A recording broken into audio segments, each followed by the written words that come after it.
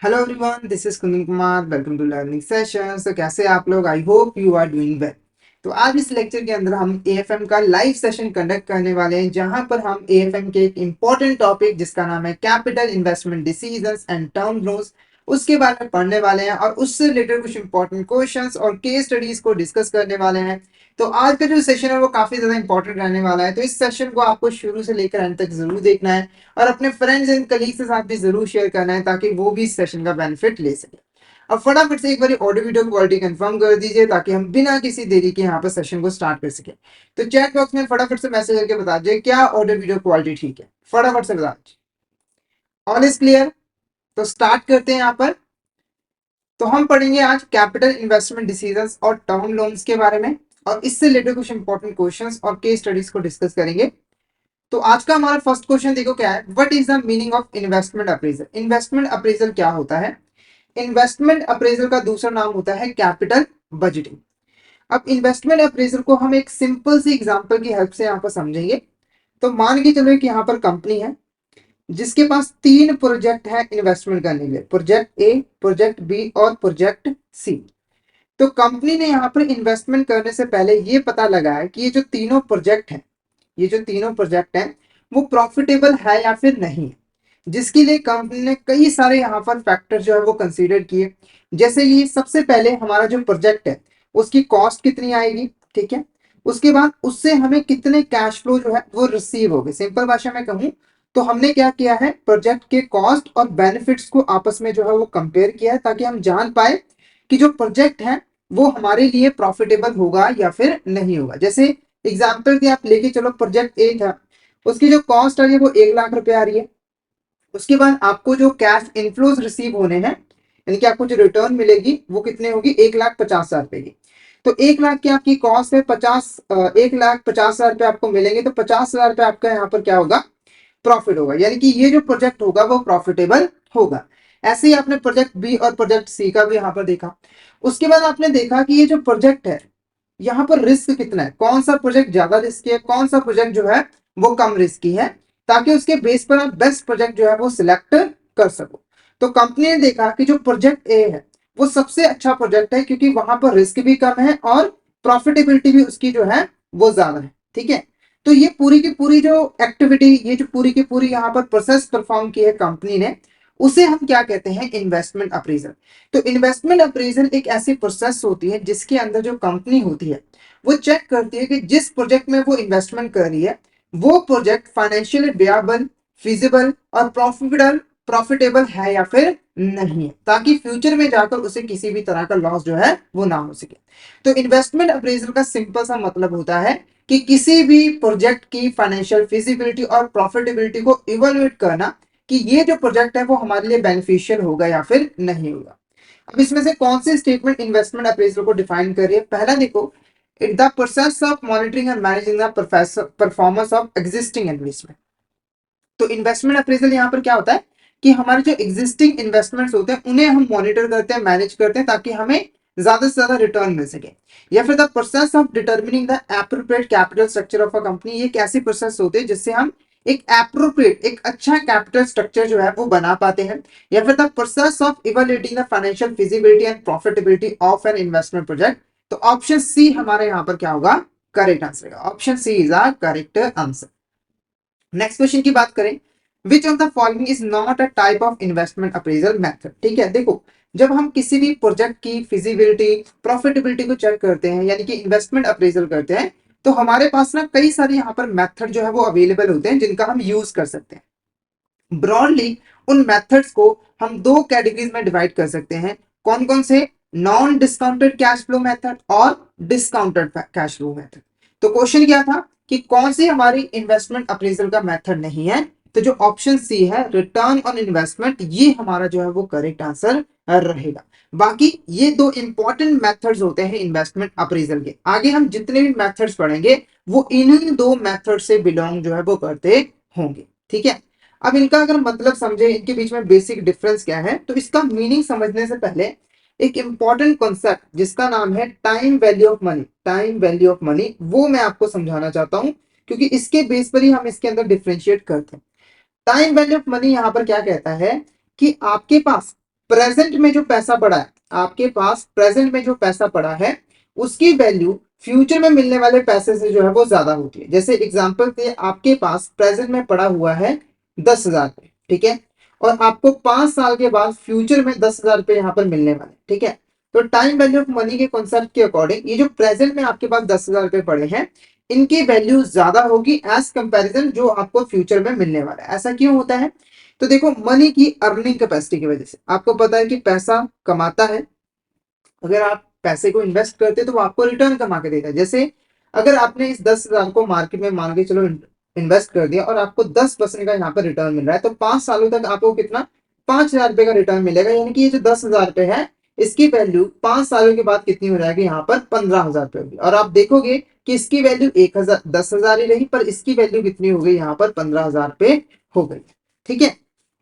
अब जब आप किसी प्रोजेक्ट में इन्वेस्टमेंट करते हो, आप जब किसी प्रोजेक्ट में यहाँ पर इन्वेस्टमेंट करते हो तो आपको जो पैसा मिलने वाला होता है, जो कैश इनफ्लो मिलने वाला, जो बेनिफिट मिलने वाला होता है, वो आपको फ्यूचर में जो है वो मिलने वाला होता है। जैसे अगर आपने आज इन्वेस्टमेंट किया है तो हो सकता है कि जो प्रोजेक्ट है वो 5 साल के बाद यहाँ पर आपको कमा कर दे, यानी कि कैश इनफ्लो आपको 5 साल के बाद यहाँ पर मिलने स्टार्ट हो। तो यहाँ पर हमें ना टाइम वैल्यू ऑफ मनी को कंसीडर करना जो है वो जरूरी हो जाता है। ठीक है। अब ये जो मेथड है इनको हम कैसे डिफरेंशिएट कर सकते हैं? देखो, जो non discounted cash flow method है ये टाइम वैल्यू ऑफ मनी को कंसीडर नहीं करता। कहने का मतलब क्या है कि अगर आपके पास अभी 10,000 रुपए पड़े हैं और आपको 5 सालों के बाद यहाँ पे 10,000 रुपए पड़े मिलेंगे, तो जो non discounted cash flow methods होते हैं ये बेसिकली इसको सेम ही मांगते हैं, यानी कि इसको एज इट इज जो है वो उठा लेते हैं और इसको मतलब सेम ही यहाँ पर कंसीडर करते हैं। पर डिस्काउंटेड कैश फ्लो मेथड के अंदर ऐसा नहीं होता। डिस्काउंटेड कैश फ्लो मेथड के अंदर आपको फ्यूचर में जो पैसा मिलने वाला है उसकी प्रेजेंट वैल्यू को कैलकुलेट किया जाता है।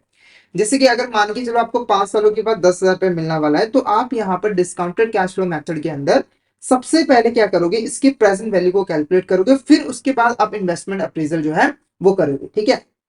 जैसे 10,000 रुपए है तो मान के चलो आपने इसको 10% से यहाँ पर डिस्काउंट किया तो आपकी जो प्रेजेंट वैल्यू निकल कर आई वो मान के चलो आपको 9,000 रुपए निकल कर आई, जस्ट यहाँ पर मान के चलो। ठीक है। अब यहाँ पर आप जो है वो कंपैरिजन स्टार्ट करोगे, यानी कि इसकी जो आपकी जो कॉस्ट है उसके साथ यहाँ पर जो है वो कंपेयर करोगे। जैसे मान के चलो आपकी कॉस्ट कितनी आई थी, यहाँ पर 8,000 रुपए आई थी। ठीक है। फ्यूचर में आपको 10,000 रुपए मिलेगा, तो आप इसका कंपेरिजन नहीं करोगे जब हम non discounted cash sorry discounted cash flow method का यूज करोगे, बल्कि पहले आप इसकी प्रेजेंट वैल्यू कैलकुलेट करोगे जो कि 9,000 आई है, उसके बाद इसका जो है वो कंपैरिजन करोगे। पर non discounted cash flow method के अंदर ऐसा नहीं होता है। आपको फ्यूचर में 10,000 रुपए मिलने वाले हैं तो 8,000 को 10,000 के साथ ही सीधा जो है वो कंपेयर कर दिया जाएगा, प्रेजेंट वैल्यू नहीं जो है वो कैलकुलेट की जाएगी। तो बेसिक सा डिफरेंस आपको दोनों मेथड में क्लियर हो गया है। Non discounted cash flow method के अंदर टाइम वैल्यू ऑफ मनी को कंसीडर नहीं किया जाता है और डिस्काउंटेड कैश फ्लो मेथड के अंदर कंसीडर किया जाता है। ठीक है। नेक्स्ट क्वेश्चन की बात करें, non discounted cash flow methods are technique used in capital budgeting to evaluate investment proposal without considering the time value of money. जो सेम चीज मैंने आपको बोली कि non discounted cash flow method की हेल्प से हम यहाँ पर कैपिटल बजटिंग करते हैं, यानी कि इन्वेस्टमेंट अप्रेजल करते हैं बिना टाइम वैल्यू ऑफ मनी को कंसीडर किए। तो क्वेश्चन पूछ रहा है which of these is a type of non discounted cash flow method, इसमें से कौन सी हमारी टाइप होती है discount non discounted cash flow method की?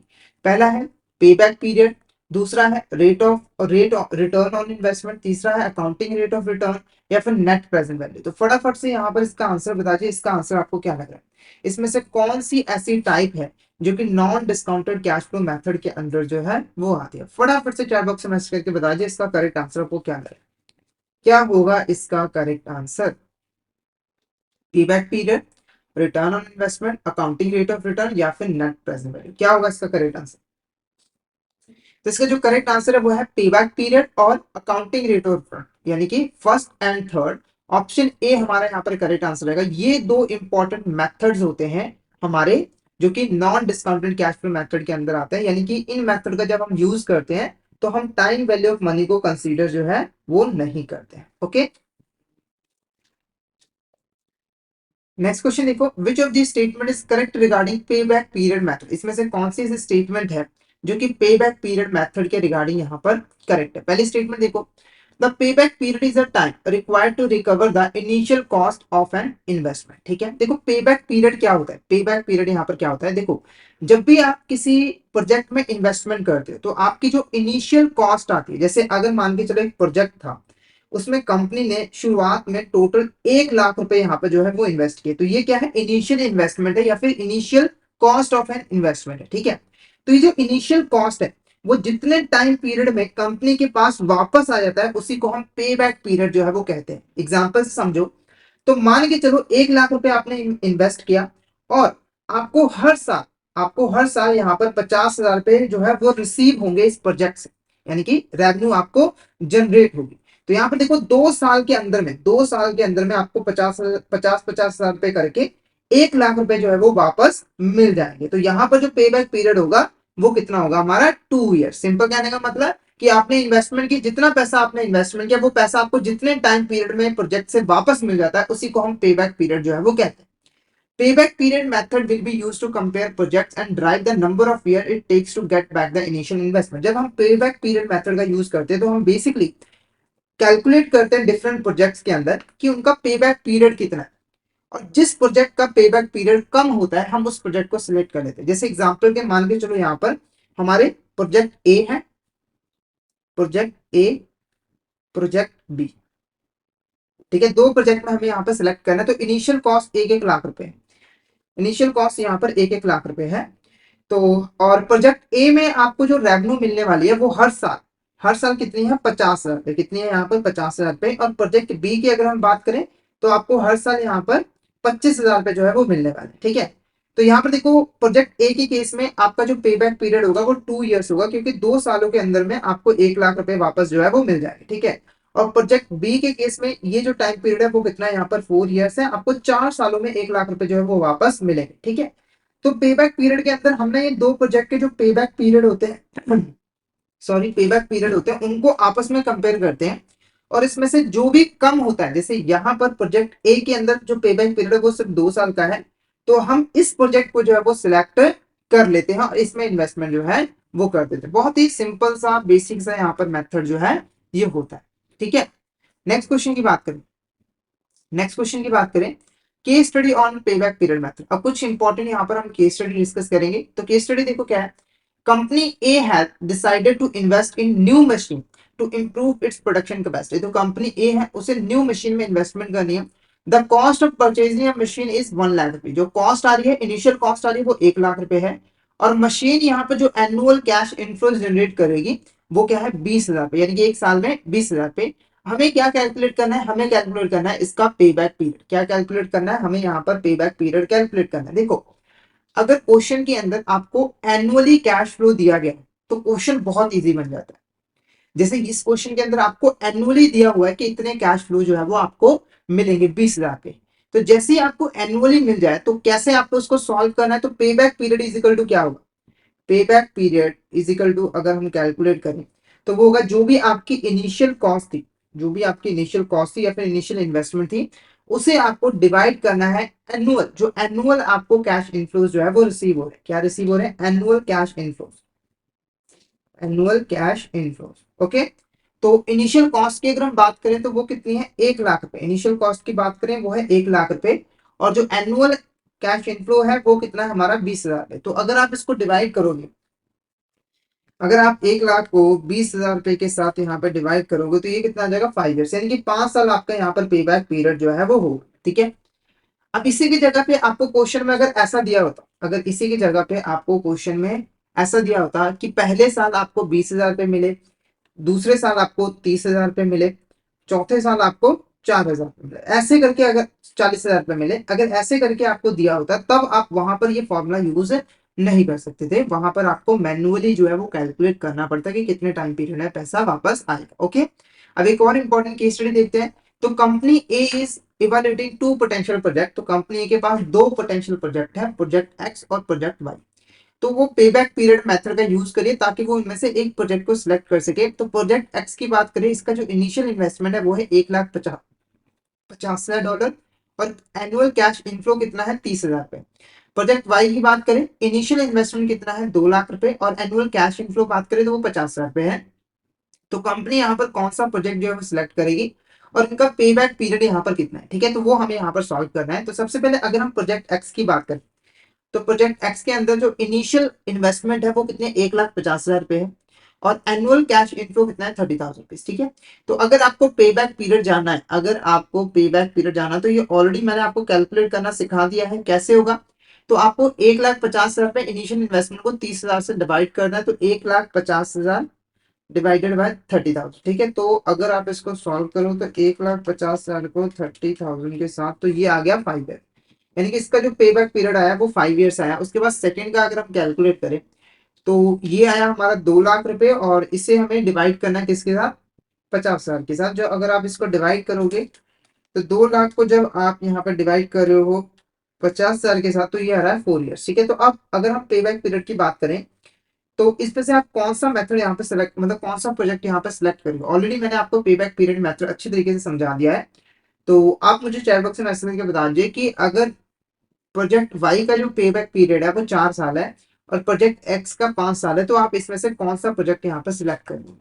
फटाफट से मुझे चैट बॉक्स में बता दिए कि इसमें से कौन सा प्रोजेक्ट जो है वो आप सिलेक्ट करोगे। आधा क्वेश्चन मैंने सॉल्व कर दिया क्वेश्चन का, अब आधा जवाब आप दीजिए, कौन सा सिलेक्ट करोगे।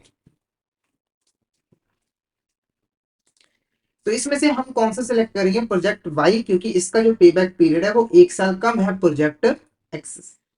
क्लियर है। नेक्स्ट क्वेश्चन देखो, which of the following is a disadvantage of using the pay back period as a capital investment decision criteria. अगर आप यहाँ पर कैपिटल इन्वेस्टमेंट डिसीजन लेना चाहते हो तो इसमें से अगर आप पे बैक पीरियड मेथड का यूज कर रहे हो तो कौन सा डिसएडवांटेज होता है पे बैक पीरियड मेथड का। पहला, it consider time value of money, तो ये तो गलत ही, स्टेटमेंट ही गलत है। It ignores cash flows beyond the pay back period. देखो सबसे बड़ी जो डिसएडवांटेज है वो यही है कि अगर आप किसी इन्वेस्टमेंट का, किसी प्रोजेक्ट का इन्वेस्टमेंट अप्रेजल करो पे बैक पीरियड मेथड का यूज करके, तो जो पे बैक पीरियड मेथड है वो सिर्फ और सिर्फ पे बैक पीरियड तक जो आपको कैश इनफ्लोज रिसीव हो रहे हैं उसी को कंसीडर करता है। जैसे हमने यहाँ पर प्रोजेक्ट वाई की बात की तो उसने यहाँ पर क्या किया, 2 लाख रुपए इनिशियल इन्वेस्टमेंट थी, 4 सालों के अंदर उसने पूरा 2 लाख रुपए जो है वो वापस कर दिया। अब हो सकता है कि प्रोजेक्ट जो है उसके बाद भी कुछ कैश इनफ्लोज जनरेट करे, जैसे मान के चलो उसके बाद प्रोजेक्ट ने क्या किया, 1 लाख रुपए यहाँ पर और जनरेट कर दिया। पर हम जब पे बैक पीरियड मेथड का यूज करें तो हम सिर्फ इसको टोटली इग्नोर करें, इसको टोटली इग्नोर करें। जैसे हमने प्रोजेक्ट वाई को सिलेक्ट कर लिया कि इसका पे बैक पीरियड कम है, हो सकता है ना कि जो प्रोजेक्ट एक्स है, जो प्रोजेक्ट एक्स है उसका प्रोजेक्ट ही ऐसा है कि शुरुआत में वो कम पैसे जनरेट कर रहा है, बाद में हो सकता है कि वो ज्यादा पैसे जनरेट करे। जैसे कि हो सकता है कि बाद में 5 सालों के बाद वो यहाँ पर सीधा 5 लाख रुपए यहाँ पर जनरेट कर सकते हैं, ये भी पॉसिबिलिटीज तो है ना। कोई कोई प्रोजेक्ट होते हैं जो कि शुरुआत में धीरे चलते हैं, बाद में बहुत फास्ट होते हैं। तो वैसे तो अगर जिसमें से ज्यादा कैश इनफ्लो हमें रिसीव हो गए प्रोजेक्ट, हमें वो सिलेक्ट करना चाहिए। पर पे बैक पीरियड के अंदर हम पे बैक पीरियड तक ही कैश इनफ्लोस को कंसीडर करते हैं, बाद वालों को करते ही नहीं है, जिसकी वजह से यहाँ पर हमें नुकसान कई बार हो जाता है, ठीक है। तो ये एक हमारा डिसएडवांटेजेस होता है पे बैक पीरियड का।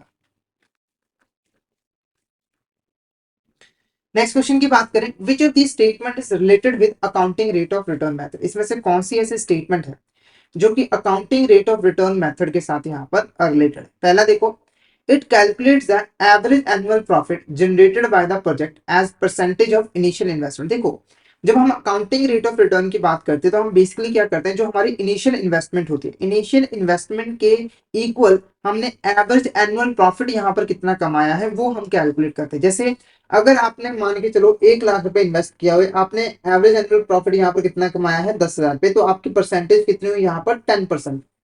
आपने एवरेज एनुअल प्रॉफिट यहाँ पर कितना कमाया है 10% जो है वो कमाया है।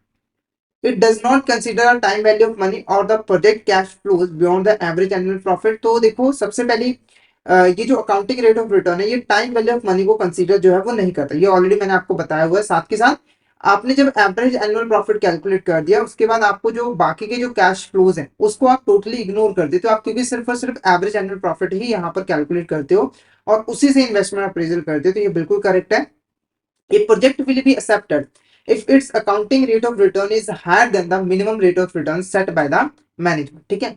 तो जब हम accounting rate of return method का यूज करें तो हम प्रोजेक्ट को तभी यहाँ पर एक्सेप्ट करेंगे अगर अगर प्रोजेक्ट का अकाउंटिंग रेट ऑफ रिटर्न जो है वो हायर होगा मिनिमम रेट ऑफ रिटर्न जो कि यहाँ पर मैनेजमेंट ने सेट किया। जैसे अगर मान के चलो एक यहाँ पर हमारा प्रोजेक्ट है, इसकी जो इनिशियल कॉस्ट है वो 1 लाख रुपए है, और इसके ऊपर आपको जो रिटर्न मिली है वो 10,000 रुपये यहाँ पर मिलेगी, मतलब एवरेज एनुअल प्रॉफिट तो 10% हुआ। और मैनेजमेंट ने सेट किया था कि मिनिमम जो रिटर्न है वो हमें 12% की होनी चाहिए। तो उस केस में आप इस प्रोजेक्ट को सिलेक्ट नहीं करोगे, क्योंकि आपकी जो अकाउंटिंग रेट ऑफ रिटर्न है वो मिनिमम रेट ऑफ रिटर्न से जो है वो कम है। ठीक है, तो ये हमारा क्या है, सेकंड मेथड है जो कि non discounted cash flow method है इन्वेस्टमेंट अप्रेजल का। तो ऑल ऑफ द हमारा यहाँ पर करेक्ट आंसर रहेगा, ये सभी की सभी स्टेटमेंट जो है वो अकाउंटिंग रेट ऑफ रिटर्न के रिगार्डिंग बिल्कुल यहाँ पर करेक्ट। ओके, नेक्स्ट आप एक इंपॉर्टेंट केस स्टडी जो है वो देखते हैं अकाउंटिंग रेट ऑफ रिटर्न से रिलेटेड। पहला, company purchases a machine 1 lakh having a life of 5 years, it is expected it will generate profit as follows. ठीक है, तो कंपनी ने मशीन यहाँ पर परचेज की है 1 लाख रुपए की, और प्रॉफिट की अगर हम बात करें तो वो हमें 5 सालों का गिवन है। कौन सा प्रॉफिट गिवन है, प्रॉफिट आफ्टर टैक्स, यानी कि नेट प्रॉफिट आपके पास गिवन है, मतलब टैक्स टुक्स पे करने के बाद का प्रॉफिट। ठीक है, तो पहला साल 40,000 रुपए, दूसरा साल 30,000 रुपए, तीसरे साल 50, और चौथे साल 25,000 रुपए, ये हमारा प्रॉफिट आफ्टर टैक्स है। हमें क्या कैलकुलेट करना है, हमें एवरेज रेट ऑफ रिटर्न जो है वो कैलकुलेट करना है, यानी कि सिंपल भाषा में कहूँ अकाउंटिंग रेट ऑफ रिटर्न आपको कैलकुलेट करना है। वो कैसे होगा, देखो अकाउंटिंग रेट ऑफ रिटर्न को कैलकुलेट करने के लिए हमें दो चीजें चाहिए होती है, एवरेज प्रॉफिट आफ्टर टैक्स कि आपका एवरेज प्रॉफिट कितना आ रहा है, और उसे डिवाइड करना होता है इनिशियल इन्वेस्टमेंट के साथ, और परसेंटेज में कैलकुलेट करने के लिए उसे 100 से मल्टीप्लाई करना होता है। ठीक है, तो देखो सबसे पहले आपको एवरेज प्रॉफिट कैलकुलेट करना है। किसी भी चीज का एवरेज कैसे कैलकुलेट होता है, पहले उसका टोटल निकालो, फिर जितनी आइटम्स है उसके साथ डिवाइड कर दो। जैसे यहाँ पर हम क्या करेंगे, सबसे पहले 40,000, 30,000, 50,000 और 25,000, इसका हम करेंगे टोटल। उसके बाद कितने सालों का यहाँ प्रॉफिट है, 4, तो हम 4 के साथ इसे कर देंगे डिवाइड। तो 40,000, 30,000, 50,000 और 25,000। ठीक है, तो ये कितना आ जाएगा हमारा, 1,45,000, 1,45,000। अब इसे हमें 4 के साथ जो है वो डिवाइड करना है, इसे हमें 4 के साथ जो है वो डिवाइड करना है। तो जब हमने इसको 4 के साथ डिवाइड किया तो हमारा जो एवरेज प्रॉफिट आ रहा है वो कितना आ रहा है, 36,250। ओके, ये हुआ हमारा पहला स्टेप। तो हमने यहाँ पर average profit after tax calculate कर लिया है।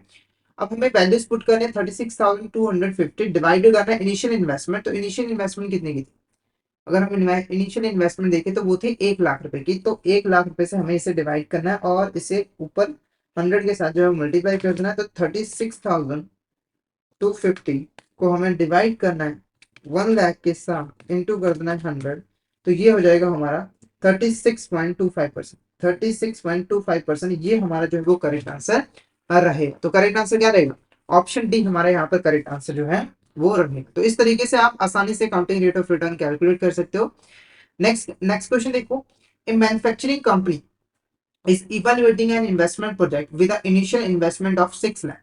The project is expected to generate average annual profit after tax is 90,000 for the next 8 years. Calculate the ARR for the project and determine whether it meets the company's minimum required rate of return which is 12%। ठीक है, तो पहले आपको question को समझना है। Initial investment given है यहाँ पर 6 लाख रुपए की, और जो average annual profit after tax है वो 90,000, यानी कि अब हमें एवरेज एनुअल प्रॉफिट कैलकुलेट करने की जरूरत नहीं है, वो ऑलरेडी हमें यहाँ पर गिवन है। ठीक है, अब हमें यहाँ पर क्या करना है, सबसे पहले एआरआर कैलकुलेट करना है, फिर देखना है कि वो कंपनी के जो minimum required rate of return है उसके साथ मैच करता है या फिर नहीं करता है। ठीक है, तो एआरआर को कैसे कैलकुलेट किया जाता है, तो ARR is equal to average profit after tax, उसे हमें डिवाइड करना होता है इनिशियल इन्वेस्टमेंट के साथ। तो एवरेज प्रॉफिट आफ्टर टैक्स कितना है, 90,000 है, इनिशियल इन्वेस्टमेंट कितना है, 6 लाख रुपए। ठीक है, तो ये सारी चीजें मैंने कैलकुलेट आपको सिखा दिया है। देखो एवरेज एनुअल प्रॉफिट कैसे कैलकुलेट किया था वो मैंने पिछले क्वेश्चन में आपको समझा दिया, तो हम दोबारा से उस चीज को रिपीट नहीं करेंगे। मेरा ऑब्जेक्टिव क्या है कि आपको हर चीज में यहाँ पर स्टेप बाय स्टेप जो है वो सिखा दूं। तो मैंने क्वेश्चन भी इसी तरीके से प्रिपेयर किए हैं। तो एवरेज एनुअल प्रॉफिट आपको कैलकुलेट करना आता है, तो वो ऑलरेडी यहाँ पर 90,000 है, 90,000 को हमें डिवाइड करना है 6 लाख के साथ, इंटू कर देना है 100। तो ये आ रहा है 15%, यानी कि आपका जो रेट ऑफ रिटर्न है वो कितना है, 15% है अकाउंटिंग रेट ऑफ रिटर्न। तो ये हमारा 12% का ज्यादा है, 12% से ज्यादा है, तो ये मीट कर रहा है। तो यहाँ पर मेरा आपसे क्वेश्चन है कि क्या मैनेजमेंट को ये प्रोजेक्ट एक्सेप्ट करना चाहिए या फिर नहीं करना चाहिए। फटाफट से मुझे एक बार चैट बॉक्स में बता दें कि क्या मैनेजमेंट को यहाँ पर इस प्रोजेक्ट को सिलेक्ट करना चाहिए या फिर नहीं करना चाहिए। क्या लग रहा है आपको, मैनेजमेंट सिलेक्ट करेगी इस प्रोजेक्ट को, बिल्कुल करेगी। ऑप्शन ए हमारा करेक्ट होगा, 15% एंड एक्सेप्टेबल, क्योंकि 12% चाहिए था, 15% दे रहा है, तो और क्या चाहिए मैनेजमेंट, 3% ज्यादा तो दे रहा है। उसके बाद देखो क्या है, net present value method consider the time value of money which means the future cash flows are discounted to their present value. देखो नेट प्रेजेंट वैल्यू मेथड हमारा कौन किस किस मेथड के अंडर आता है, जो डिस्काउंटेड कैश फ्लो मेथड था।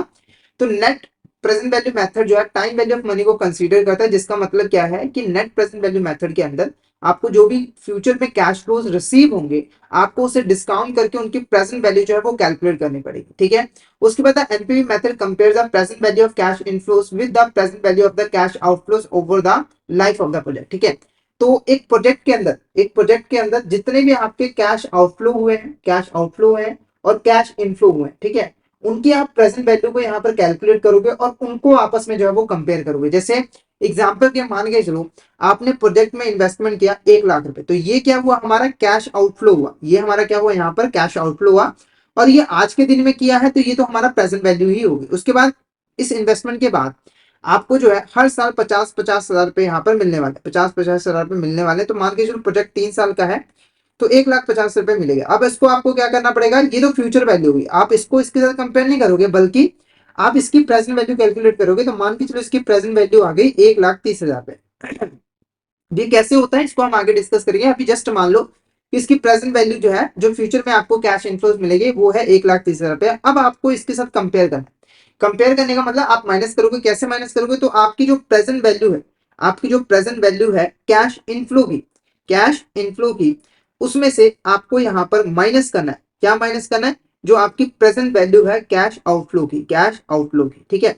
तो कैश इनफ्लो की प्रेजेंट वैल्यू 1,30,000 रुपए, कैश आउटफ्लो की प्रेजेंट वैल्यू कितनी है, 1 लाख रुपए। तो यहाँ पर जो डिफरेंस आया है वो आया 30,000 रुपीज, और इसे हम पता क्या कहेंगे, ये जो डिफरेंस आया है उसे हम कहेंगे एनपीवी, यानी कि नेट प्रेजेंट वैल्यू। क्या कहेंगे, नेट प्रेजेंट वैल्यू। तो नेट प्रेजेंट वैल्यू मेथड के अंदर सबसे पहले हमें नेट प्रेजेंट वैल्यू को कैलकुलेट जो है वो करना होता है। कैसे होगा, तो हमें present value of cash outflow को कंपेयर करना है किसके साथ, present value of cash inflows के साथ। कैसे कंपेयर किया, तो वो मैंने आपको बता दिया कि जो कैश इनफ्लो होगा उसकी प्रेजेंट वैल्यू में से present value of cash outflow को माइनस कर दो, जो डिफरेंस आएगा वो नेट प्रेजेंट वैल्यू होगा। अगर देखो नेट प्रेजेंट वैल्यू हमारा प्लस में है, जैसे यहाँ पर प्लस में है, तो आप इस प्रोजेक्ट को एक्सेप्ट करोगे। अगर ये माइनस में है, अगर ये माइनस में आया, जैसे हो सकता था कि जो प्रेजेंट वैल्यू है उसकी वैल्यू यहाँ पर 90,000 होती है, तो यहाँ पर जो डिफरेंस होता है वो 10,000 का होता है, पर माइनस का होता है। तो माइनस अगर नेट प्रेजेंट वैल्यू आ जाए, तो वहां पर आपको उस प्रोजेक्ट को सिलेक्ट जो है वो नहीं करना है, ठीक है। तो इसका जो करेक्ट आंसर रहेगा वो क्या रहेगा, इसका जो करेक्ट आंसर रहेगा वो रहेगा, प्रोजेक्ट का भी क्वेश्चन क्या था, when was the project was selected in NPV method. तो जब नेट प्रेजेंट वैल्यू पॉजिटिव होगा तब हम इस प्रोजेक्ट को जो है वो एक्सेप्ट करेंगे, अदरवाइज हम इस प्रोजेक्ट को एक्सेप्ट जो है वो नहीं करेंगे। क्लियर है। अब नेक्स्ट यहाँ पर प्रैक्टिकल क्वेश्चन करने से पहले मैं आपको बता दूं कि अगर आप एएफएम की सिस्टमैटिक वे में प्रिपरेशन करना चाहते हो, तो हमारे पास एएफएम का फुल कोर्स अवेलेबल है, जिसके अंदर हम आपको प्रोवाइड करवाते हैं कॉन्सेप्चुअल वीडियोस, जो कि हमारे हिंदी और इंग्लिश लैंग्वेज के मिक्स में अवेलेबल होते हैं। इसी के साथ हम आपको mock test, mega mock test और ई पीडीएफ नोट्स भी प्रोवाइड करते हैं, जिनकी हेल्प से आप इजीली रिवीजन कर सकते हो। और ये जो हमारी लाइव क्लासेस होती हैं वो आपको रिकॉर्डेड फॉर्म में भी मिल जाती हैं। तो अगर आप सिस्टमैटिक वे में एएफएम सब्जेक्ट की प्रिपरेशन करना चाहते हो, तो हमारे कोर्सेज में एनरोल कर लीजिए। हमारे कोर्सेज बहुत ही इजीली एक्सेसिबल है। आपको प्ले स्टोर, ऐप स्टोर पे जाके टाइप करना है लर्निंग सेशन आईआईबीएफ एग्जाम्स, और वहां पर आपको हमारे ऐप जो है वो मिल जाएंगे। और ये जो ऐप है वो एंड्रॉइड और ऐप स्टोर दोनों पे ही मिल जाएंगे आपको, और वहां पर आप जो है हमारे कोर्सेज को एक्सेस कर सकते हो। और अगर आप अभी हमारे कोर्स में एनरोल करोगे, तो आपको लगभग 82% का ऑफ मिल जाएगा हमारे कोर्सेज पे, जिसके लिए आपको कूपन कोड यूज करना होगा समर 2024। तो इस कूपन कोड का यूज करके हमारे कोर्स में जरूर एनरोल कर लीजिएगा, और हमारे टेलीग्राम चैनल को भी जरूर ज्वाइन कर लीजिएगा, क्योंकि हम इसमें एग्जाम से रिलेटेड, क्लासेस से रिलेटेड जितने भी इंपॉर्टेंट अपडेट्स हैं वो डालते रहते हैं। और अगर आपको भी किसी भी तरह की क्वेरी आती है, तो आप इस चैनल पर मैसेज कर सकते हो। तो फटाफट से हमारे टेलीग्राम चैनल को ज्वाइन कर लीजिए, ताकि कोई इंपॉर्टेंट अपडेट आपसे मिस ना हो जाए। इसका लिंक आपको वीडियो के डिस्क्रिप्शन बॉक्स में मिल जाएगा। ओके, अब बढ़ते हैं नेक्स्ट क्वेश्चन की तरफ। नेक्स्ट अब यहाँ पर हम एक प्रैक्टिकल क्वेश्चन जो है वो देखेंगे। देखो, एक company purchase a machine, it will cost 20,000 and will produce cash inflow 7,000, 7,500, 8,000 for next 3 years। What is the NPV if discount rate is 10%। ठीक है, तो देखो आपको क्या करना है, आपको यहाँ पर इन्वेस्टमेंट अप्रेजल करना है, यानी कि नेट प्रेजेंट वैल्यू जो है वो कैलकुलेट करनी है। ठीक है, तो सबसे पहले देखो कॉस्ट क्या है, यानी कि जो कैश आउटफ्लो क्या है वो क्या है 20,000 पे, और ये तो ऑलरेडी प्रेजेंट वैल्यू पे ही है, आज के दिन में ही है, तो इसकी तो प्रेजेंट वैल्यू हमें गिवन है। उसके बाद आपको अगले 3 सालों में 7,000, 7500 और 8000 पे यहाँ पर मिलने वाले हैं। तो ये क्या है, फ्यूचर में आपको मिलने वाला है। ठीक है, अब आपको इसकी प्रेजेंट वैल्यू कैलकुलेट करनी है। अब प्रेजेंट वैल्यू कैसे कैलकुलेट की जाती है, प्रेजेंट वैल्यू यहाँ पर कैसे कैलकुलेट की जाती है, तो देखो प्रेजेंट वैल्यू को सिंपल कैलकुलेट करने का सिंपल सा फॉर्मूला होता है, जो भी आपको कैश इनफ्लो रिसीव होने वाला है, जो भी आपको कैश फ्लो मिलने वाला है फ्यूचर में, उसे आपको डिवाइड करना है 1 + r की पावर n। ठीक है, जहां पर r क्या है, हमारा डिस्काउंट रेट है, और n क्या है, नंबर ऑफ ईयर जब आपको वो पैसा मिलने वाला है। जैसे कैश फ्लो हमारा कितना है, 7000 है। ठीक है, इससे आपको डिवाइड करना 1 + 0.10, n क्या है, 1 है, तो यहाँ पर 7000 डिवाइडेड बाय हमारा 1.1। ठीक है, तो इसको हम सीधे यहाँ पर डिवाइड कर देंगे। 7000 7000 को हमें डिवाइड करना है 1.1 के साथ, तो ये आ जाएगा हमारा 6363 जो है वो आ जाएगा। ठीक है, ये हुआ नॉर्मल मेथड यहाँ पर कैलकुलेट करने का। अब मैंने एक टेबल यहाँ पर प्रॉपर्ली बनाया हुआ है, इसी सेम चीज को टेबल की हेल्प से मैं आपको समझाऊंगा। तो देखो 20,000 पे ये तो प्रेजेंट वैल्यू, इसका तो कुछ करना नहीं है। उसके बाद एक साल में 7,000 पे आपको मिलेगा, तो फॉर्मुला सेम है, 1 डिवाइडेड बाय 1 + 0.10 की पावर n। ये एक साल के बाद मिलेगा तो 1 आ गया, उसके बाद ये दूसरे साल मिलेगा तो यहाँ पर 2 आ जाएगा n की वैल्यू, और ये तीसरे साल मिलेगा। ठीक है, अब यहाँ पर आपको वैल्यूज पुट कर लेनी है। अब ये वैल्यूज आपको कैलकुलेट कर लेनी है। ठीक है, क्योंकि जब आप present value interest factor calculate कर लेते हो और उसको कैश इनफ्लो जो फ्यूचर में आपको मिलने वाला है उसके साथ मल्टीप्लाई करते हो, तो आपकी प्रेजेंट वैल्यू निकल कर आ जाती है। ठीक है, अब ये यहाँ पर आपको सिंगल सिंगल कैलकुलेट करने की जरूरत नहीं है, बस आपको क्या करना है, शॉर्टकट मेथड में आपको बताता हूँ, 1 डिवाइडेड बाय 1.1। ठीक है, एक बार ही कर दिया, उसके बाद आपको क्या करना है, इज इक्वल टू का साइन प्रेस करना है। एक बार करोगे तो आपके पास ये पहले वाले की वैल्यू आ जाएगी 0.90909। ठीक है, फिर सेकंड बार प्रेस करोगे दूसरे की वैल्यू आ जाएगी, थर्ड बार फिर तीसरे की वैल्यू आ जाएगी। ठीक है, तो आपको शॉर्टकट मेथड मैंने आपको बता दिया है। अब आपको क्या करना है, सिंपली इसको मल्टीप्लाई मल्टीप्लाई करना है। तो ये हमारे मल्टीप्लिकेशन आ गए यहाँ पर। अब हमें क्या करना है, इसका टोटल निकालना है, क्योंकि हमें टोटल प्रेजेंट वैल्यू जाननी है जो कैश इनफ्लो आपको मिलेगी। ठीक है, तो वो कितना आ जाएगा, 6363 प्लस हमारा 61956008, तो ये कितना आ जाएगा हमारा 18,566। 18,566 यानी कि जो प्रेजेंट वैल्यू है, हमारी जो प्रेजेंट वैल्यू है कैश इनफ्लो की, वो कितनी है, 18,566। तो वो हमने यहाँ पर कैलकुलेट कर लिया है, तो वो 18,566। अब इसमें से हमें माइनस करना है जो हमारी इनिशियल इन्वेस्टमेंट थी, आपकी जो इनिशियल इन्वेस्टमेंट थी, यानी कि कैश आउटफ्लो की जो प्रेजेंट वैल्यू है। ठीक है, तो वो कितना है हमारा 20,000 पे है, वो है 20,000 पे। तो अगर आप इसको माइनस कर दो 18,566 माइनस 20,000 पे, तो ये आ गया -1434। -1434, ये हमारा जो है वो करेक्ट आंसर आ जाएगा। यानी कि हमारी जो प्रेजेंट वैल्यू है, हमारी जो प्रेजेंट वैल्यू है वो है, और यानी कि हमारी जो नेट प्रेजेंट वैल्यू है वो कितनी है, -1434। ठीक है, अब मेरा आपसे क्वेश्चन है कि क्या मैनेजमेंट को ये प्रोजेक्ट सिलेक्ट करना चाहिए। अगर हम एनपीवी मेथड की बात करें, तो क्या मैनेजमेंट को ये प्रोजेक्ट सिलेक्ट करना चाहिए या फिर नहीं करना चाहिए, फटाफट से मुझे बता दीजिए चैट बॉक्स में, क्या लग रहा है आपको, क्या इस प्रोजेक्ट को सिलेक्ट किया जाएगा एनपीवी मेथड के अकॉर्डिंग या फिर नहीं, फटाफट से बता दीजिए क्या होगा इसका करेक्ट आंसर। तो मैनेजमेंट इस प्रोजेक्ट को सिलेक्ट जो है वो नहीं करेगी। ओके, नेक्स्ट क्वेश्चन देखो, in manufacturing companies considering investing a new machinery, the cost of machinery is 6 lakh and it is expected to generate cash inflows 2 lakh per year for the next 5 years. The company's required rate of return is 12%. Calculate the NPV of the investment and advise the company whether it should be proceed with the purchase. ठीक है, तो company यहाँ पर machinery में investment करना चाहती है, तो जो कॉस्ट है वो 6 लाख रुपए की है, और हर साल यहाँ पर 2 लाख रुपए कैश इनफ्लो कंपनी को रिसीव होगा इस मशीनरी से अगले 5 साल के लिए। ठीक है, अब आपको कैलकुलेट करना है कि क्या क्या ये जो प्रोजेक्ट है वो सुटेबल रहेगा कंपनी के लिए या फिर नहीं। तो सबसे पहले आपको क्या कैलकुलेट करना पड़ेगा, एनपीवी कैलकुलेट करना पड़ेगा, तभी तो आप सजेशन दे पाओगे। ठीक है, तो एनपीवी के लिए दो चीजें आपको चाहिए, एक तो हमारे पास गिवन है कैश आउटफ्लो की प्रेजेंट वैल्यू, दूसरी चीज क्या है, हमारे जो कैश इनफ्लो है उनकी प्रेजेंट वैल्यू। ठीक है, अब देखो यहाँ पर आपको जो कैश इनफ्लो मिल रहा है वो एनुअली मिल रहा है, एनुअली मिल रहा है और सेम अमाउंट मिल रहा है, और जैसे ही आपको ये मिल जाता है,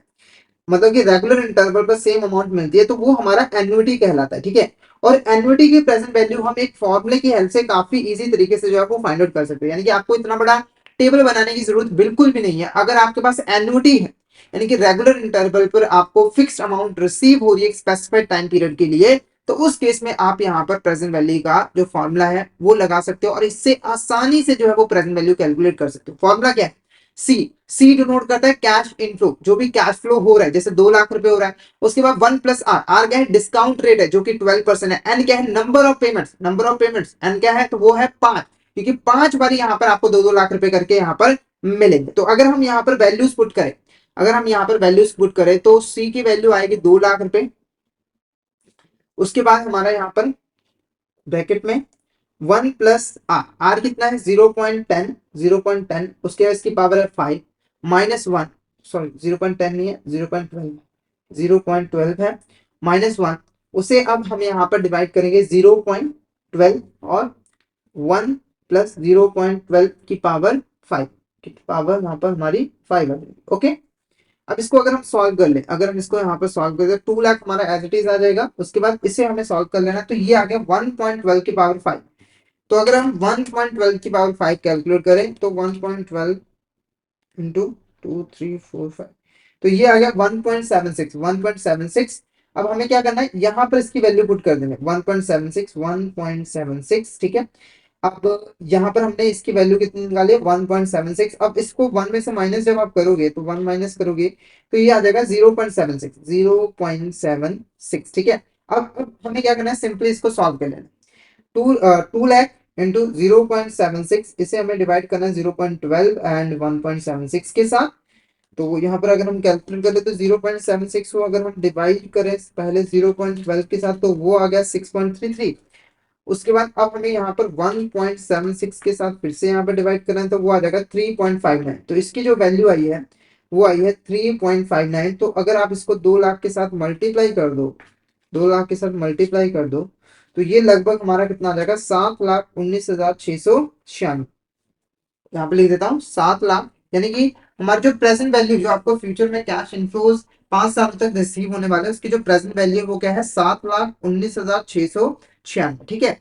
अब हमें नेट प्रेजेंट वैल्यू यहाँ पर कैलकुलेट करनी है। नेट प्रेजेंट वैल्यू कैसे निकलती है, नेट प्रेजेंट वैल्यू कैसे निकलती है, अगर मैं यहाँ पर फॉर्मुला लिखो NPV is equal to, NPV is equal to, तो present value of cash inflow, ठीक है, minus present value of cash outflow, ठीक है, कैश आउटफ्लो, शॉर्ट में लिख रहा हूं मैं। ओके, तो प्रेजेंट वैल्यू ये कितनी है, 7,19,696 माइनस ये कितनी है हमारी, 6 लाख रुपए, ये है हमारी 6 लाख रुपए, ठीक है। अगर आप इसको माइनस किया जाए, इसको अगर हम माइनस किया जाए तो 7,19,696 माइनस 6 लाख, तो ये आ गया हमारा 1 लाख, 1,19,696, 1,19,696। तो ऑप्शन ए हमारे यहाँ पर करेक्ट आंसर रहेगा, यानी कि हमारा जो नेट प्रेजेंट वैल्यू है वो कितना है, 1,19,696। और इसका अगर हम सजेशन दें तो मैनेजमेंट को ये प्रोजेक्ट सिलेक्ट करना चाहिए, ये मशीनरी को परचेज करना चाहिए, क्योंकि जो नेट प्रेजेंट वैल्यू है वो हमारी पॉजिटिव जो है वो आई है, ठीक है। तो आई होप आपको जो नेट प्रेजेंट वैल्यू मेथड है वो भी अच्छे तरीके से यहाँ पर क्लियर जो है वो हो गया होगा, ठीक है। नेक्स्ट क्वेश्चन की बात करें, internal rate of return represent the discount rate at which net present value of an investment becomes zero, ठीक है। इंटरनल रेट ऑफ रिटर्न एक ऐसा डिस्काउंट रेट होता है जिसके ऊपर नेट प्रेजेंट वैल्यू जो है वो जीरो होती है। सिंपल भाषा में कहूं तो एक ऐसा डिस्काउंट रेट जिसके ऊपर अगर हम फ्यूचर में मिलने वाले कैश इनफ्लोज को डिस्काउंट करते हैं, तो जो कैश इनफ्लोज हैं वो कैश आउटफ्लो के इक्वल हो जाते हैं। जैसे एग्जांपल दूं आपको, तो मान के चलो आपका जो कैश आउटफ्लो है वो 6 लाख रुपीज है, ठीक है। और आपको फ्यूचर में जो है वो 5 सालों तक 3-3 लाख रुपए जो है वो मिलने वाले, ठीक है। और आपने इसको 10% से यहाँ पर डिस्काउंट किया, तो यहाँ पर ये जो फ्यूचर में आपको 5 साल तक 3-3 लाख रुपए मिलने वाले, इसकी जो प्रेजेंट वैल्यू है वो 6 लाख, यानी कि जो कैश आउट था उसके इक्वल हो गया। और इस केस में जो एनपीवी है वो हमारा जीरो आ गया। तो ये जो रेट है 10%, इसी को हम इंटरनल रेट ऑफ रिटर्न जो है वो कहते हैं। आरआर मेथड जो होता है वो टाइम वैल्यू ऑफ मनी को कंसीडर करता है, यानी कि वो फ्यूचर कैश फ्लोज को डिस्काउंट करके प्रेजेंट वैल्यू उनकी कैलकुलेट करता है। तो क्वेश्चन पूछ रहा है कि अगर हम इस इन्वेस्टमेंट अप्रेजल मेथड की बात करें तो प्रोजेक्ट को हम यहाँ पर कब सिलेक्ट करते हैं, when the IRR is equal to zero, अगर हमारा जो इंटरनल रेट ऑफ रिटर्न है वो जीरो के इक्वल हो, या फिर the IRR is greater than the cost of capital, या फिर जो हमारा इंटरनल रेट ऑफ रिटर्न है वो कॉस्ट ऑफ कैपिटल से ज्यादा हो, या फिर जो इंटरनल रेट ऑफ रिटर्न है वो कॉस्ट ऑफ कैपिटल से कम हो, ठीक है। तो इंटरनल रेट ऑफ रिटर्न के बारे में तो आपको पता है। कॉस्ट ऑफ कैपिटल क्या होता है, देखो अगर आप मान के चलो फंड्स अरेंज करो इन्वेस्टमेंट करने के लिए अपने प्रोजेक्ट के अंदर, जैसे आपने एक प्रोजेक्ट के अंदर 10 लाख रुपए इन्वेस्टमेंट करने थे, तो आपने बैंक से 10 लाख रुपए यहाँ पर जो है वो लोन लिए और इंटरेस्ट रेट आपका 10% का है, तो ये आपकी क्या है, कॉस्ट ऑफ कैपिटल, यानी कि जो कैपिटल आपने अरेंज किया उसकी कॉस्ट आपको कितनी पड़ेगी, 10%, क्योंकि ये आपको एक्स्ट्रा जो है वो पे करना पड़ेगा।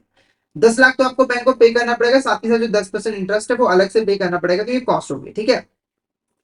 तो प्रोजेक्ट को पता कब सिलेक्ट किया जाएगा, अगर हमारा जो IRR है वो ग्रेटर देन होगा किससे, हमारी कॉस्ट ऑफ कैपिटल से। जैसे अगर मान के चलो 10% हमारा कॉस्ट ऑफ कैपिटल, तो IRR 11%, 12%, 15% ही होना चाहिए। अगर इससे कम हुआ, कॉस्ट ऑफ कैपिटल से कम हुआ, जैसे IRR हमारा 9% है, तो उस केस में आप प्रोजेक्ट को यहाँ पर सिलेक्ट जो है वो नहीं करोगे, क्योंकि कॉस्ट ऑफ कैपिटल आपकी ज्यादा है और जो रिटर्न है वो आपकी यहाँ पर कम है।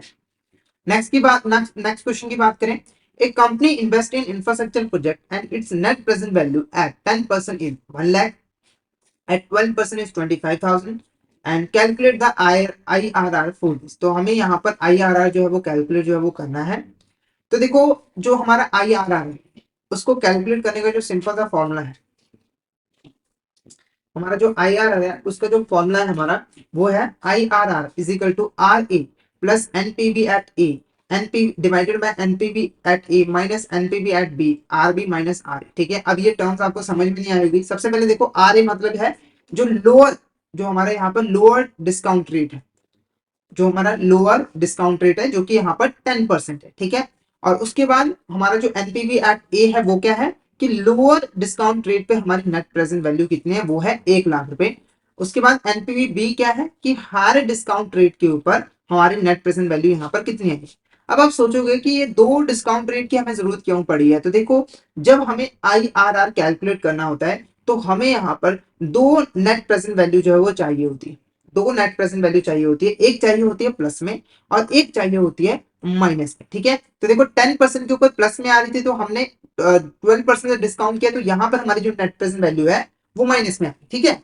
तो हमें ये दो चीजें चाहिए होती हैं, उसके बाद ही हम IRR को कैलकुलेट जो है वो कर सकते हैं, क्योंकि ये फॉर्मूला आपको दिख रहा है, यहाँ पर हमें दोनों चीजों की यहाँ पर जरूरत होती है। तो अगर आपके पास IRR को क्वेश्चन आता है तो पहले आपको नेट प्रेजेंट वैल्यू एक प्लस में और एक माइनस में कैलकुलेट करनी पड़ेगी, उसके बाद ही हम IRR का क्वेश्चन जो है वो सॉल्व कर सकते हैं, ठीक है।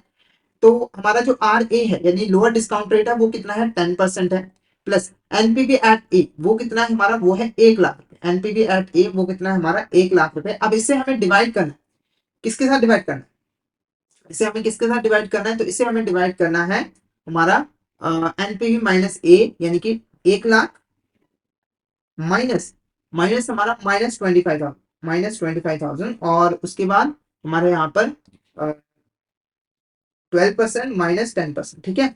तो ये आया हमारा 10 प्लस यहाँ पर 1 लाख डिवाइडेड बाय 1 लाख, इसे डिवाइड करना 1 लाख प्लस 25,000, ये कितना हो गया 1,25,000, ठीक है। माइनस माइनस प्लस हो गया, ओके। तो ये और उसके बाद ये आ गया 2%, ठीक है।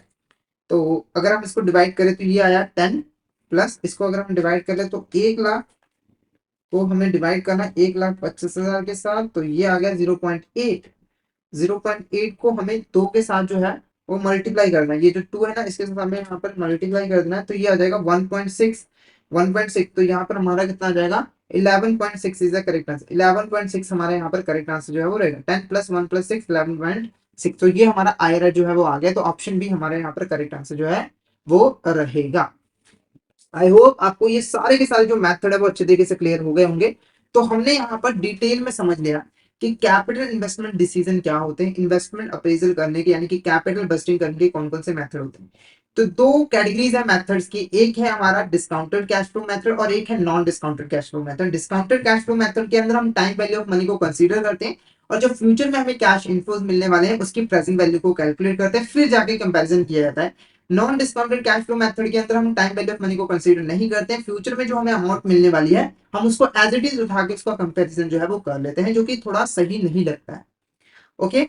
और उसके बाद डिस्काउंटेड कैश फ्लो मेथड के अंदर हमारे दो मेथड है, एक है नेट प्रेजेंट वैल्यू मेथड और दूसरा है IRR method. Net present value method की बात करें, अगर आपकी जो नेट प्रेजेंट वैल्यू है वो पॉजिटिव है तब आप प्रोजेक्ट में इन्वेस्टमेंट करोगे, अदरवाइज नहीं करोगे। आईआरआर के केस में अगर आपका इंटरनल रेट ऑफ रिटर्न जो है वो कॉस्ट ऑफ कैपिटल से ज्यादा है तब आप इन्वेस्टमेंट करोगे, अदरवाइज नहीं करोगे। उसके बाद discount non discounted cash flow method के अंदर पे बैक पीरियड था और हमारा काउंटिंग रेट ऑफ रिटर्न था। अगर हमारा जो पे बैक पीरियड मेथड है उसकी बात करें तो अगर आपका जो प्रोजेक्ट का पे बैक पीरियड सबसे कम होगा आप उसको सिलेक्ट कर लोगे। अगर हम अकाउंटिंग रेट ऑफ रिटर्न की बात करें तो अगर आपका accounting rate of return minimum जो rate of return management set किया उससे ज्यादा होगा तब आप प्रोजेक्ट में इन्वेस्टमेंट करोगे, अदरवाइज नहीं करोगे। तो आई होप आपको ये टॉपिक अच्छे तरीके से क्लियर हो गए होंगे। अगर आपको किसी भी तरह का डाउट आता है तो आप चैट बॉक्स में मैसेज करके पूछ सकते हो। अब हमारा जो क्वेश्चन है वो रिलेटेड है टर्म लोन के साथ। किसके साथ रिलेटेड है? टर्म लोन के साथ। अब टर्म लोन यहाँ पर क्या होता है, देखो क्वेश्चन देखो, dash is a type of loan that is given for a fixed duration of time and must be repaid in regular installment। तो टर्म लोन क्या होता है? टर्म लोन एक ऐसा लोन होता है एक फिक्स ड्यूरेशन के लिए, फिक्स ड्यूरेशन के लिए जो है वो दिया जाता है। जैसे एक यहाँ पर बॉर्बर है, वो बैंक के पास आया, कहता मुझे 10 लाख रुपए का लोन चाहिए और ये जो लोन है उसकी रिपेमेंट मैं आपको 5 सालों के बाद यहाँ पे जो है वो करूंगा। तो ये जो लोन होगा वो हमारा एक टर्म लोन जो है वो कहलाएगा, टर्म लोन जो है वो कहलाएगा, जिसकी जो रीपेमेंट शेड्यूल है वो पहले से ही फिक्स एक स्पेसिफाइड टाइम पीरियड के बाद रीपेमेंट जो है वो की जाएगी। ओके, नेक्स्ट क्वेश्चन की बात करें। Dash is a commitment from the bank to the creditor that buyer will make the payment according to the agreed upon terms once the specific condition is met. ठीक है, तो यहां पर सबसे पहले आपको समझना पड़ेगा क्रेडिट सेल का concept. Credit sale, credit sale क्या होता है? देखो क्रेडिट सेल के अंदर जो सेलर होता है, जो सेलर होता है वो सामान उधार पे सेल करता है। जैसे एग्जांपल के ए और बी पर्सन था, तो ए पर्सन ने यहाँ पर 50 साल की जो गुड्स है वो बी पर्सन को यहाँ पर सेल कर दिया और बी ने कहा कि मैं इसकी पेमेंट आपको 3 महीनों के बाद करूंगा। ठीक है, अब देखो क्रेडिट सेल, इसको ही हम क्रेडिट सेल करेंगे। अब क्रेडिट सेल में क्या होता है कि पेमेंट कुछ टाइम के बाद मिलती है, तो यहाँ पर एक क्रेडिट रिस्क जो है वो फेस करता है सेलर, कि हो सकता है कि जो बायर है वो टाइम आने पर पेमेंट ना करे, यानी कि 3 महीनों के बाद भी यहाँ पर पेमेंट ना करे। तो हमारा जो सेलर होता है वो खुद को प्रोटेक्ट करने के लिए, रिस्क को मैनेज करने के लिए, कई बार जो कस्टमर है उसे कहता है कि मुझे यहाँ पर गारंटी चाहिए, मुझे यहाँ पर गारंटी चाहिए, ताकि अगर आप पेमेंट ना करो तो गारंटी देने वाले पर्सन से मैं पैसा कलेक्ट कर सकूं। तो कई बार जो कस्टमर्स होते हैं वो क्या करते हैं, अपने बैंक के पास जाते हैं और कहते हैं कि आप हमारे यहाँ पर सेलर को गारंटी दे दीजिए, क्योंकि आपकी गारंटी सबसे अच्छी जो है वो मानी जाती है। ठीक है, तो बैंक अपने कस्टमर के बिहाफ पर सेलर को एक गारंटी देता है कि अगर आपने यहाँ पर स्पेसिफिक कंडीशन के अकॉर्डिंग मतलब कि जो भी स्पेसिफिक कंडीशन है अगर आपने उसको पूरा किया, जैसे यानी जिस गुड्स को आपने सेल करना था अगर आपने उसको सही सलामत डिलीवर कर दिया तो आपको यहाँ पर पेमेंट जो है वो कर दी जाएगी। तो उस कमिटमेंट को हम क्या कहते हैं, जो कि बैंक यहाँ पर क्रेडिटर को देता है। Promissory note, mortgage agreement, payment guarantee, deferred payment guarantee. क्या होगा इसका करेक्ट आंसर? फटाफट से चैट बॉक्स में बता दीजिए इसका करेक्ट आंसर आपको क्या लग रहा है, क्या होगा इसका करेक्ट आंसर? तो इसका जो करेक्ट आंसर है वो है option D, deferred payment guarantee is the correct answer. Deferred payment guarantee हमारा यहाँ पर करेक्ट आंसर रहेगा। और डेफर्ड पेमेंट गारंटी खास करके एक्सपोर्ट इंपोर्ट के केस में जो है वो किया जाता है। जैसे अगर भारत का कोई नागरिक है वो इंपोर्ट कर रहा है तो वो एक्सपोर्टर को गारंटी दे सकता है कि अगर आपने सही सलामत गुड्स ट्रांसफर कर दी तो आपको पेमेंट जो है वो कर दी जाएगी। अगर बायर नहीं करेगा तो हम करेंगे। ओके, जिससे क्या होता है कि ट्रांजेक्शन सेटल हो पाती है। नेक्स्ट क्वेश्चन की बात करें, which is the following statement is not a feature of term loan. इसमें से कौन सा हमारे यहाँ पर फीचर नहीं है टर्म लोन का? पहला, term loans are secured loans with finance assets serving as a primary security and others assets are collateral security. देखो टर्म लोन्स ना नॉर्मली सिक्योर्ड लोन्स होते हैं क्योंकि ये एक पर्टिकुलर टाइम पीरियड के लिए, लंबे समय के लिए दिए जाते हैं। तो बैंक हमसे टर्म लोन देने के बदले में सिक्योरिटी डिमांड करते हैं। जैसे एग्जांपल के मान के चलो ए पर्सन है, ठीक है, उसने यहाँ पर क्या किया है, अपना घर बनाने के लिए एक यहाँ पर बैंक से होम लोन लिया है 10 सालों के लिए। ठीक है, तो काफी लंबा टाइम है। तो बैंक आपसे क्या मांगता है? सिक्योरिटी मांगता है। अब ये जो सिक्योरिटी होती है वो दो तरह की होती है। एक होती है प्राइमरी सिक्योरिटी। देखो आपने जिस एसेट को फाइनेंस करने के लिए लोन लिया, जैसे एक पर्सन ने अपना घर बनाने के लिए लोन लिया है, तो ये जो घर है ना वो as a primary security bank के पास गिरवी रखी होती है। यानी कि अगर बॉरोवर डिफॉल्ट करता है तो बैंक ऑटोमेटिकली इस घर को अपने पोजीशन में ले लेगा और इसको सेल करके अपना पैसा रिकवर जो है वो कर लेगा। ठीक है, ये हुई प्राइमरी सिक्योरिटी। एक हमारी कोलैटरल सिक्योरिटी होती है। कई बार क्या होता है कि बैंक को कुछ एडिशनल सिक्योरिटी की भी जरूरत होती है, तो उस केस में जो बॉरोवर होता है वो अपनी कोई अदर एसेट, जैसे कि मान के चलो इसके पास इसका पुराना घर था, उसको उसने यहाँ पर गिरवी रख दिया बैंक के पास, तो वो हमारी कहलाती है कोलैटरल सिक्योरिटी। दो तरह की सिक्योरिटी होती है, एक हमारी होती है प्राइमरी सिक्योरिटी, एक होती है कोलैटरल सिक्योरिटी। प्राइमरी सिक्योरिटी वही सिक्योरिटी होती है जिसके लिए हमने लोन लिया हुआ है, कोलैटरल सिक्योरिटी अदर सिक्योरिटी होती है। Okay, the loan must be repaid over a specified time. जो लोन है ना, एक स्पेसिफाइड टाइम के अंदर जो है वो रिपे करना पड़ता है, चाहे बॉर्बर का फाइनेंशियल स्टेटस कैसा भी। जैसे 10 साल है तो 10 साल में आपको पे करना ही पड़ेगा, चाहे आपकी फाइनेंशियल कंडीशन कैसी भी रही हो। Term loan interest are based on borrower's financial status and credit score, बिल्कुल सही है। देखो, टर्म लोन का जो इंटरेस्ट रेट है वो डिटरमाइन करता है कि डिपेंड करता है कि बॉर्बर की फाइनेंशियल स्टेटस क्या है और क्रेडिट स्कोर कैसा है। अगर जो बॉर्बर है वो कम रिस्क है, यानी उसका जो क्रेडिट स्कोर है वो अच्छा है, तो उसको सस्ते इंटरेस्ट रेट पे भी बैंक यहाँ पर लोन दे देगा, क्योंकि रिस्क जो है वो कम है। आपको पता ही होगा, जहां पर रिस्क ज्यादा होता है वहां पर रिटर्न भी ज्यादा होता है। तो अगर कोई कस्टमर है, उसका जो क्रेडिट स्कोर है वो अच्छा नहीं है, तो उससे उससे बैंक यहाँ पर ज्यादा इंटरेस्ट रेट चार्ज करता है, क्योंकि वो कस्टमर ज्यादा रिस्की जो है वो होता है। ओके, तो ये सारे के सारे ही हमारे फीचर होते हैं टर्म लोन्स के। तो option D none of the above हमारे यहाँ पर करेक्ट आंसर होगा। Option D none of the above हमारे यहाँ पर करेक्ट आंसर जो है वो रहेगा। क्लियर है आपको यहाँ तक? फटाफट से एक बार चैट बॉक्स में बता दीजिए क्या आपको यहाँ तक क्लियर है, और किसी भी तरह का डाउट हो तो आप चैट बॉक्स में मैसेज करके पूछ सकते हो। नेक्स्ट क्वेश्चन की बात करें, dash refers to the process of pooling funds from multiple lenders और financial institution to provide a loan to a borrower. एक ऐसी प्रोसेस जिसके अंदर हम क्या करते हैं, मल्टीपल लेंडर से यहाँ पर लोन लेते हैं। अब इसको एक एग्जांपल के साथ यहाँ पे समझाता हूँ, एग्जांपल के साथ समझाता हूँ। तो मान के चलो, एक एक्सवाइटेड कंपनी है, इसको यहाँ पर 1,000 करोड़ का लोन चाहिए, 1,000 करोड़ का लोन चाहिए, ठीक है। अब ये एक सिंगल बैंक के पास गया और कहा कि मुझे यहाँ पर लोन चाहिए 1,000 करोड़ रुपए का। तो ये जो बैंक था ना, वो अकेला 1,000 करोड़ रुपए का लोन जो है वो नहीं दे सकता, यानी कि ये इतना ज्यादा रिस्क जो है वो नहीं ले सकता था, ठीक है। तो इस बैंक ने यहाँ पर क्या किया, कुछ अदर बैंक, जैसे मान के चलो ये बैंक 1 है, बैंक 2, बैंक 3, 4 बैंक, ठीक है। तो इनके साथ यहाँ पर इन्होंने कॉन्ट्रैक्ट किया और कहा कि देखो, कस्टमर अच्छा है, क्रेडिट स्कोर ठीक है, प्रॉफिटेबल भी है, हम ना चारों मिलकर यहाँ पर इसको लोन जो है वो प्रोवाइड करते हैं। तो इन चारों बैंक ने मिलकर इसका आधा आधा, मतलब इस लोन को 4 हिस्से में जो है वो डिवाइड कर लिया। 4 हिस्सों में जो है वो डिवाइड कर लिया, 250-250 करके, और 250-250 करोड़ रुपए जो है वो लोन प्रोवाइड कर दिया किसे, एक्सपेक्टेड कंपनी की। तो ये जो सिस्टम है, ये जो प्रोसेस है, इसे हम क्या कहते हैं, सिक्योरिटाइजेशन, सिंडिकेशन ऑफ लोन, या फिर क्राउड फंडिंग, या फिर पीयर टू पीयर लैंडिंग। तो क्या लग रहा है आपको, इसका करेक्ट आंसर को क्या लग रहा है? ये जो प्रोसेस है, ये जो प्रोसेस है, इसे हम क्या कहेंगे, जहां पर मल्टीपल लैंडर और फाइनेंशियल इंस्टीट्यूशन मिलकर एक सिंगल बॉर्बर को जो है वो लोन प्रोवाइडर कर रहे हैं। इसे हम क्या कहेंगे, securitisation, syndication of loan, crowd funding, peer to peer lending. तो फटाफट से यहाँ पर चैट बॉक्स में मैसेज करके इसका आंसर बता दीजिए, इसका आंसर आपको क्या लग रहा है, क्या होगा इसका करेक्ट आंसर। तो इसका जो करेक्ट आंसर है वो है सिंडिकेशन ऑफ लोन। क्या है हमारे यहाँ पर, syndication of loan is a correct answer. इसी के अंदर मल्टीपल लेंडर मिलकर एक सिंगल बॉरोवर को लोन जो है वो प्रोवाइडर करते हैं। ओके, क्लियर है? तो यहाँ पर आज का जो हमारा टॉपिक है वो बेसिकली यहाँ पर ओवर होता है। तो हमने कैपिटल इन्वेस्टमेंट डिसीजन और टर्म लोन्स के बारे में डिटेल में जो है वो पढ़ लिया है। तो अगर आपको यहाँ तक किसी भी तरह का डाउट आता है तो आप चैट बॉक्स में मैसेज करके पूछ सकते हो, और अगर आपको क्लियर हो गया तो एक बार मैसेज करके जरूर बता दीजिएगा कि आपको यहाँ तक क्लियर हो गया। इसी के साथ मैं आपको बता दूं कि हमारे एएफएम और आईएफएस की रेगुलर बेसिस पे जो है लाइव क्लासेस जो है वो कंडक्ट की जाती है हमारे यूट्यूब चैनल के ऊपर, ठीक है। जिसकी जो टाइमिंग है वो क्या है, 6 PM to 8 PM, यानी कि रोज यहाँ पर 2 आवर्स की जो है वो लाइव क्लास जो है वो कंडक्ट की जाती है। जिसमें से एक दिन हमारी क्लास होती है आईएफएस की और एक दिन होती है यहाँ पर एएफएम की। जैसे आज यहाँ पर एएफएम की है तो कल हमारी जो क्लास होगी वो आईएफएस की होगी।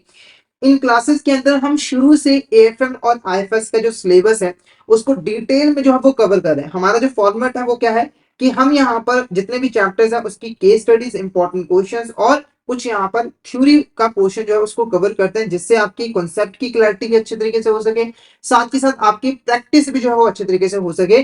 तो अगर आप अच्छे तरीके से एएफएम और आईएफएस की प्रिपरेशन करना चाहते हो तो आपको रेगुलर बेसिस पे इन क्लासेस को जो है वो ज्वाइन करना है और अटेंड जो है वो करना है। और रेगुलर बेसिस का मतलब कि हर रोज आपको ये क्लास देखनी ही देखनी है, और अगर आप इसको देखते हो तो आपका फर्स्ट अटेम्प्ट में जो है आपका एग्जाम जो है वो क्लियर हो जाएगा। इसके अलावा अगर आपको फुल कंसेप्चुअल वीडियोस चाहिए तो आप हमारे कोर्सेज में एनरोल कर सकते हो, जहां पर आपको कंसेप्चुअल वीडियोस के साथ साथ mock test, mega mock test और ई पीडीएफ नोट्स भी जो है वो मिल जाते हैं। क्लियर है? तो यहाँ पर कुछ टाइम में वेट करूंगा। अगर आपके किसी भी तरह का डाउट हो तो आप चैट बॉक्स में मैसेज करके पूछ सकते हो, नहीं तो हम यहाँ पर सेशन को ओवर कर देंगे। ठीक है, तो फटाफट से एक बार मुझे बता दीजिए क्या आपको यहाँ तक क्लियर है, और किसी भी तरह का डाउट हो तो आप चैट बॉक्स में मैसेज करके पूछ सकते हो। All is clear? तो किसी के डाउट नहीं आ रहे हैं, तो लग रहा है कि सबको यहाँ पे क्लियर हो गया है। तो आज का सेशन हम यहीं पे ओवर करते हैं। तो आई होप आपको जो सेशन है वो अच्छा लगा होगा, इंफॉर्मेटिव लगा होगा, बेनिफिशियल रहा होगा आपके लिए। तो अगर आपका सेशन आज का सेशन आपको अच्छा लगा हो तो सेशन को लाइक कर देना, और हमारे चैनल को सब्सक्राइब कर देना, और शेयर जरूर कर देना अपने फ्रेंड्स के साथ, कलीग्स के साथ, ताकि वो भी सेशन का बेनिफिट जो है वो ले सकें। और हमारे यूट्यूब चैनल को सब्सक्राइब करके नोटिफिकेशन का आइकन का जो बेल है वो भी यहाँ पे जरूर दबा देना, ताकि आपको नेक्स्ट वीडियो की जो नोटिफिकेशन है वो सबसे पहले जो है वो मिल सके। तो thank you so much everyone, आज के लिए इतना ही, मिलते हैं नेक्स्ट क्लास में।